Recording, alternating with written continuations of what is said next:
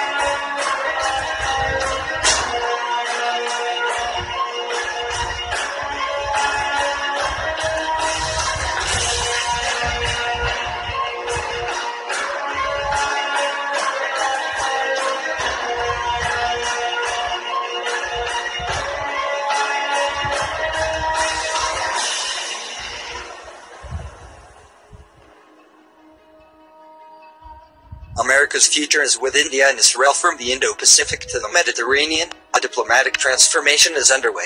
The winds of change are blowing not from Beijing, but from Delhi. President Donald Trump has an opportunity to harness some of that power to help fill the sails of America's global leadership. The White House is expected to unveil its national security strategy sometime later this year. There is no question that it will differ from George W. Bush and Barack Obama's strategies. Bush leaned well into the headwind with a muscular strategy that tried to fix big problems. Obama tried the opposite, disengaging from global conflicts and competition. Trump looks to land somewhere in the middle, disinterested in regime change and nation building, but willing to push U.S. influence forward to safeguard vital national interests. The main thrust of Trump's strategy will be to reduce the potential for large-scale destabilizing conflicts in parts of the world where those interests are greatest. This will require reducing friction among big powers in Asia, Europe, and the Middle East. The new strategy will also pay more attention to Central America, where pressure from transnational criminal networks and unregulated migration stress the U.S. southern border. The new strategy will pair well with the administration's intention of refurbishing America's military and diplomatic instruments. Secretary of Defense Jim Mattis has taken the lead in pursuing a policy of peace through strength, rebuilding the U.S. military deteriorated badly under the last president. Meanwhile, Secretary of State Rex Tillerson is looking to shake up the department, having gone soft on soft power.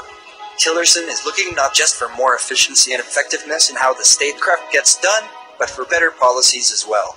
The hallmark of American forward presence under the new West Wing team will be deepening and growing the concept of shared responsibility. More than just sharing the load or outsourcing the burden, shared responsibility recognizes that there are like-minded nations interested in regional peace and prosperity and protecting a way of life that allows freedom to flourish, much in the manner Trump described in his Warsaw speech. Hysterical criticism and Trump's tweets aside, administration policies ought to reassure friends and allies from NATO to the Middle East, Afghanistan, and Northeast Asia that the United States will honor its ongoing obligations. That said, there is a lot of white space to be filled in.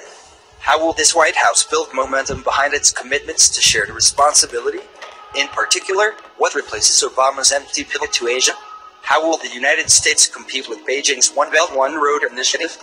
America needs a forum to coordinate with India, Japan, and Australia, key allies in Southeast Asia, on how to respond to China's effort to rewrite the rules of the Commons.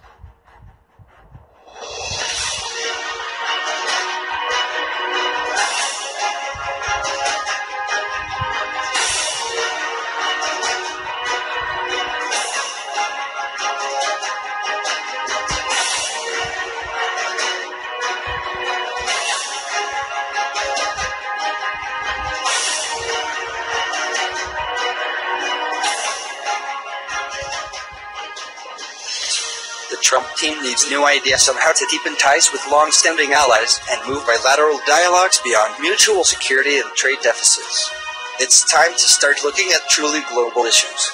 An initiative from India offers the U.S. another opportunity to help reset the global stage in a more American-friendly manner. Prime Minister Narendra Modi has unmoored his country from its stagnant, non-aligned foreign policies. Moreover, India is an emerging economic power. Combined, these developments leave India poised to become a net exporter of regional security, particularly in the Indian Ocean.